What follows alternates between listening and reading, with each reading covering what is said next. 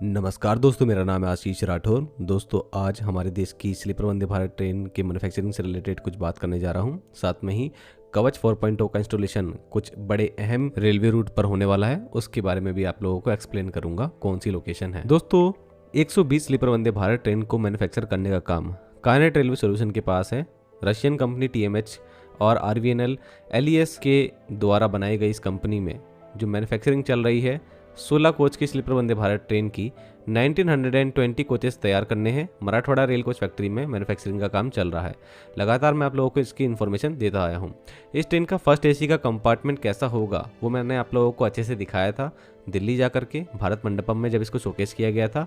और यहाँ पर इस तरीके की कोच के डिज़ाइन के लिए इनको इटली में एक बेस्ट ट्रेन डिज़ाइनिंग का अवार्ड भी मिलने वाला है। तो हाल ही में आज ट्रैवल प्लस लीजर मीडिया को यहाँ पर यूजीन मैस्लो, जो कि हमारी स्लीपर वंदे भारत ट्रेन के चीफ डिज़ाइनर हैं, उन्होंने इंटरव्यू दिया है और बताया है इस ट्रेन की कुछ खूबियों के बारे में। तो कुछ चीज़ें उजागर हुई हैं जो कि आप लोगों को बता रहा हूँ। सबसे पहले तो उन्होंने कामाख्या और हावड़ा के बीच में BEML द्वारा बनाई गई वंदे भारत स्लीपर ट्रेन के बारे में बताया, किस तरीके की वो ट्रेन है और उस ट्रेन के अंदर क्या क्या फैसिलिटीज़ हैं उसके बारे में उन्होंने बताया, जैसे कि air condition train, bench seats that transitions into beds, bed के रूप में ट्रांजिशन भी हो जाता है सीट्स का, जो कि फर्स्ट AC में रहती हैं। Family size berth, electric outlets, reading lights and roller blinds, इन सब की जानकारी देते हुए उन्होंने कहा कि कुछ इसी तरीके की सर्विसेज उनकी ट्रेन में भी होगी और वाईफाई ऑन बोर्ड होगा। इन सब चीज़ों के साथ में उन्होंने कुछ इंपॉर्टेंट चीज़ें जोड़ी, जैसे कि हमारी जो ट्रेन होने वाली है उसका जो इंटीरियर होगा वो इंडियन रंगोली से इंस्पायर्ड है, ट्रेडिशनल डिज़ाइन है। कुछ महीने पहले मैंने आप लोगों को ये डिज़ाइन दिखाई भी थी। काफ़ी ज़्यादा लाइट और कंफर्टेबल कलर जो है उनका यूज़ किया जाएगा। डिज़ाइन काफ़ी बेहतर होगी इंटीरियर की। इंडिया के रिच कल्चर और हेरिटेज से जुड़ी हुई ये डिज़ाइन होगी।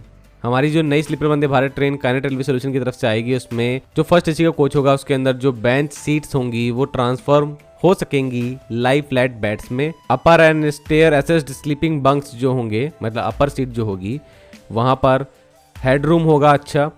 साथ में ही इसके अंदर 4 सेकंड AC कोच होंगे, 11 थर्ड AC कोच होंगे, 1 फर्स्ट AC कोच होगा, उन्होंने बताया। हॉट वाटर की व्यवस्था भी यहाँ पर रहेगी। तो इस तरीके की कुछ चीज़ें जो हैं वो सामने आई हैं। अभी इस ट्रेन का एक्चुअल फुटेज जो है वो देखने को नहीं मिल रही है कि एग्जैक्टली कितना कोच के अंदर काम हो गया है।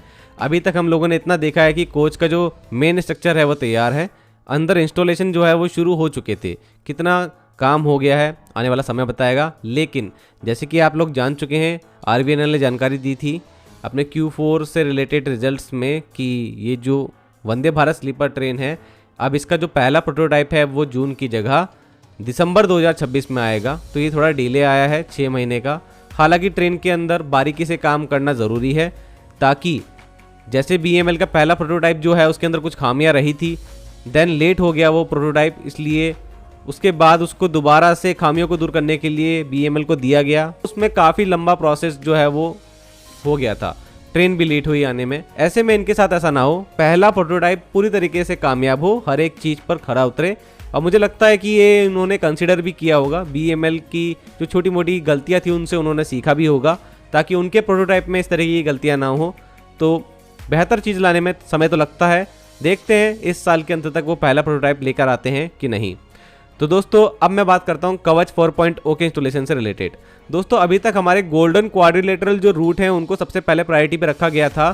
दिल्ली मुंबई, दिल्ली हावड़ा जैसे रूट जो हैं, यहाँ पर हमारे देश के कवच 4.0 को इंस्टॉल किया जाए, जो कि एक ATP है जो ट्रेन को कॉलिजन होने से बचाता है। एक ही पटरी पर अगर ट्रेन आ जाए और सिग्नल पासिंग एट डेंजर, इस अवस्था में भी ये मदद करता है लोको पायलट की ट्रेन को रोकने में ऑटोमेटिकली।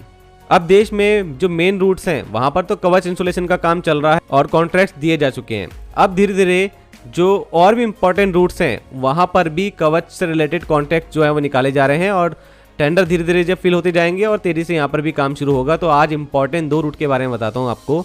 सबसे पहले तो दोस्तों, अहमदाबाद डिवीजन में 598 रूट किलोमीटर का कवच 4.0 इंस्टॉलेशन का काम 48 ब्लॉक सेक्शंस में अब शुरू होने जा रहा है, जिसके लिए यहाँ पर जानकारी दी है भारतीय रेलवे ने अभी हाल ही में 140 करोड़ रुपए खर्च किए जाएंगे और 702 किलोमीटर का टोटल अब यहाँ पर जो कवच इंस्टॉलेशन का काम है वो चल रहा है, जिसमें पहले ही काम काफ़ी दिया जा चुका था और अब 598 रूट किलोमीटर का काम दे दिया गया है। टोटल 702 रूट किलोमीटर का जो है वो काम जो है वो चल रहा है कवच का अहमदाबाद डिवीजन में। अब नया काम दोस्तों आज जो है वो अंबाला डिवीजन में दिया गया है, जिसमें 811 रूट किलोमीटर में कवच का काम 201 करोड़ की लागत से होने जा रहा है, जिसमें अंबाला कैंट से लुधियाना, कालका से चंडीगढ़, न्यू मोरिंदा साहनेवाल, सरहिंद से दौलतपुर चौक, राजपुरा से भटिंडा श्री गंगानगर एंड लुधियाना से धुरी और जखाल सेक्शन पर भी कवच का काम होने वाला है।